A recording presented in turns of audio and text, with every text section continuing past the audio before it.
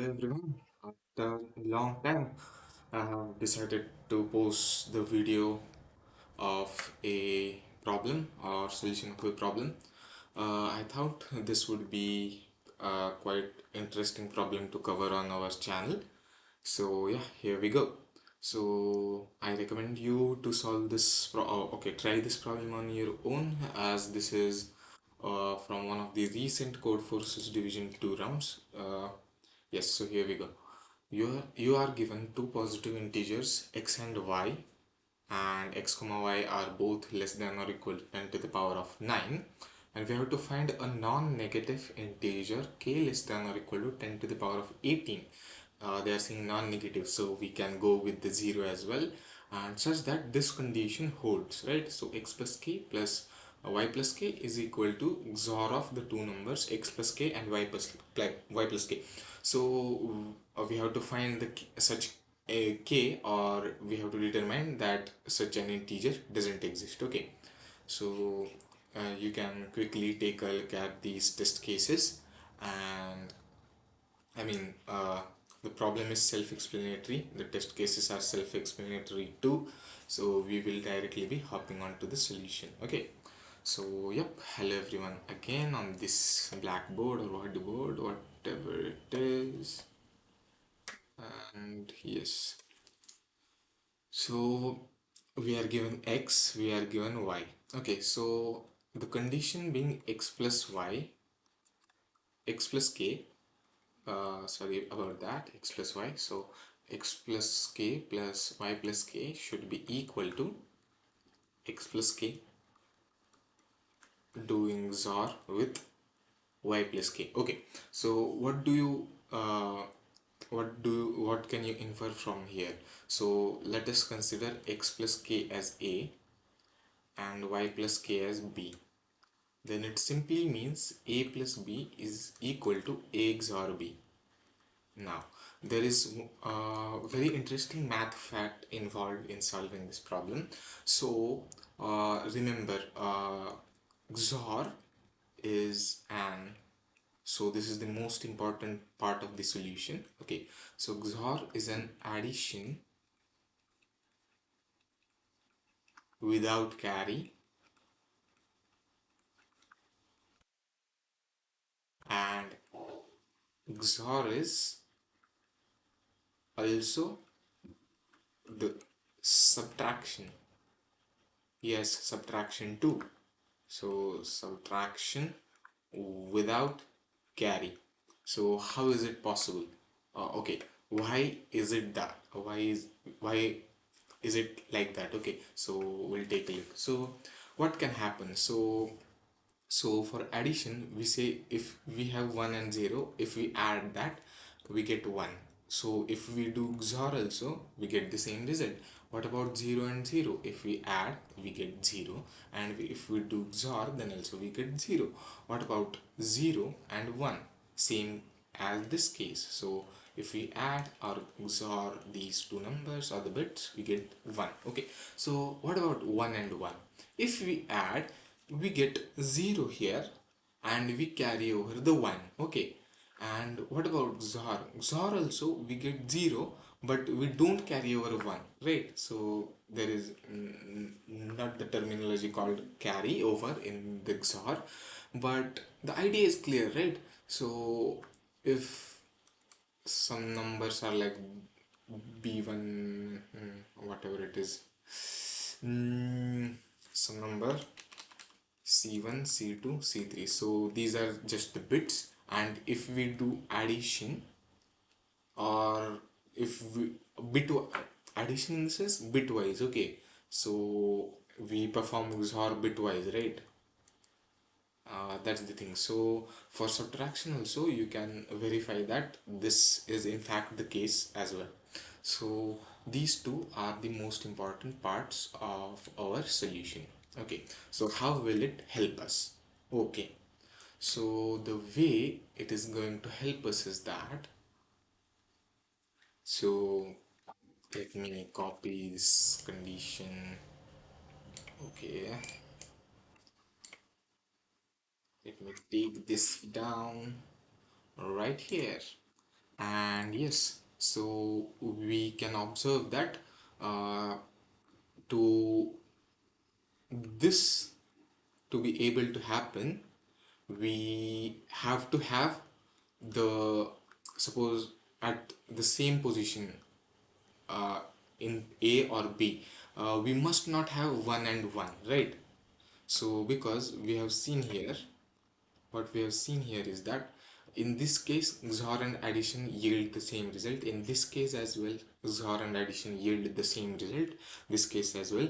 But here, take a look, here we are getting this extra 1 in the addition as a carryover, and we are not getting the same in the XOR.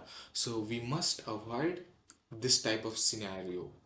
So we must avoid this type of scenario, the two ones in the same bit position, right? So to avoid that, what I will do is that, so uh, consider this. So all the numbers 0, 1, 2, this 2 is in binary, 4, 2, 3, 4, 5, 6, 7, and 8. Okay, so what you'll notice is that, so the powers of 2, see this thing, the powers of 2 won't have any common bit, won't have any common bit,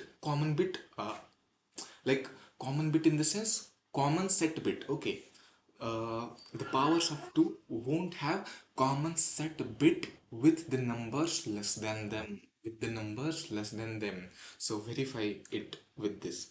So this is the power of 2, 2 to the power of 1. So we can verify that it has no set bits uh, common to this 0 and 1. Similarly, for this 4, which is the power of 2, 2 raised to the power of 2, will not have the common set bit, right? With the numbers less than the 4, right? Same is the case with the 8. Okay, so this is the cornerstone of our solution. So the thing is, a thing I am trying to point out here is that, so if we take k is equal to, if we take k is equal to some large power of 2, 2 to the power of, suppose, 49,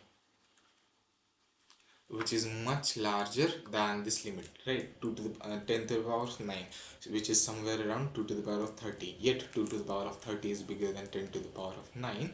So yeah, 2 to the power of 49 is quite pretty much bigger number.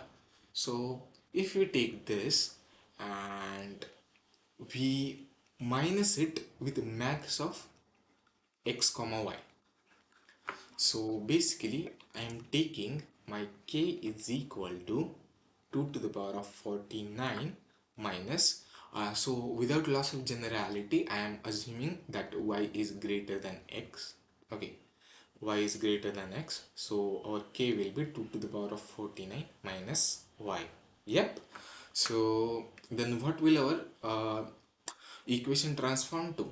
So our equation, let me take it down again.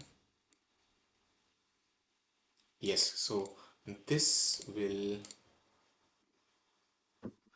transform into, so y plus k will become uh, 2 to the power of 49, right? So 2 to the power of 49, this is being added with x plus k. So x plus k will be 2 to the power of 49 plus x minus y. Okay, okay, makes sense, and is equal to the same number, 2 to the power of 49 plus x minus y XOR y plus k, which is to the power of 49. So what have we done here? Okay, what are we trying to achieve? We are trying to achieve that the common bits must not be set in the two numbers a comma b, right? Right, so the two common positions must have not their bits as the 1, right? So are we ensuring that here? So the way we are ensuring that is, so consider this 2 to the power of 49, and remember this x minus y. This x minus y is a negative number because without loss of generality, I have assumed that y is greater than x. If x is greater than y, then it could have been the other way around, right? So, but without loss of generality, I'm assuming y is greater than x. Now, this number, x minus y, right from here, is negative, right? Less than 0. So 2 to the power of 49 plus some negative number, which will reduce this 2 to the power of 49, right? Which will reduce this 2 to the power of 49, right? So it won't remain 2 to the power of 49, right? It will be lesser than that, and the moment it is less than that, then it won't share any common set bit with this 2 to the power of 49, right? Makes sense? Yes, it absolutely does. Yes, it absolutely does. Because we have seen here that, right, the any power of 2 won't share any common set bit with the number, any number less than that, right? Yes, so that is why we have to take k in such a manner, right? Makes sense? Yes. So now you will ask, why not, why not taking k is equal to 2 to the power of 49 minus x, where x is equal to minimum of x comma y. So if we take it this way, then we will have the number which is bigger than 2 to the power of 49 here, right? So here, so we will have the bigger number than 2 to the power of 49 here. Okay, so uh, that is the thing. Okay, so the moment it becomes bigger than 2 to the power of 49 and it will not be the power of 2, then it might share a common set bit with the 2 to the power of 49, and that is why we are not taking x is equal to minimum of x comma y. We are taking y is equal to maximum of x comma y, right? So to not confuse you, let me take y only, y, and says that y is equal to minimum of x comma y. So if we do this thing, then it is not good for us. Our set bits might clash. Okay, so by taking y is equal to maximum of x comma y without loss of generality and setting our k as 2 to the power of 49 minus y, we can achieve the desired result. Okay, so and one more thing, when x is equal to y, when x is equal to y, then we won't be able to find any of the k, right? We won't be able to find any k. Okay, so why is that the case?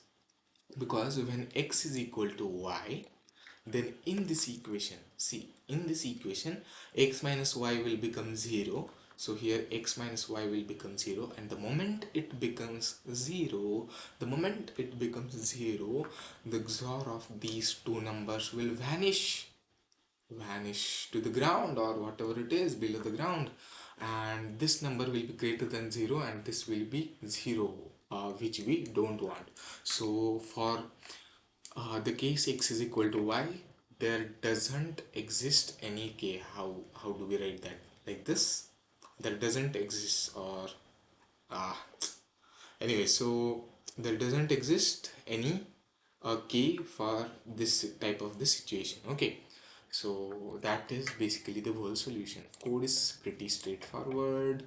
It is really easy. Okay, so when x is equal to y, we just continue by printing the -1, as we won't be able to find any of the k that satisfies the given criteria, and we will output uh, the thing discussed in the solution.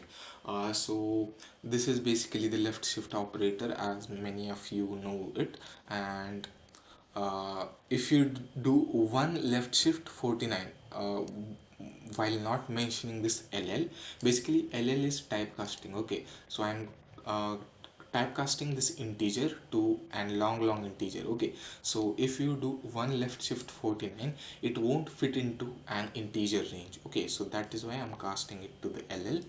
And yep, that is the fine solution.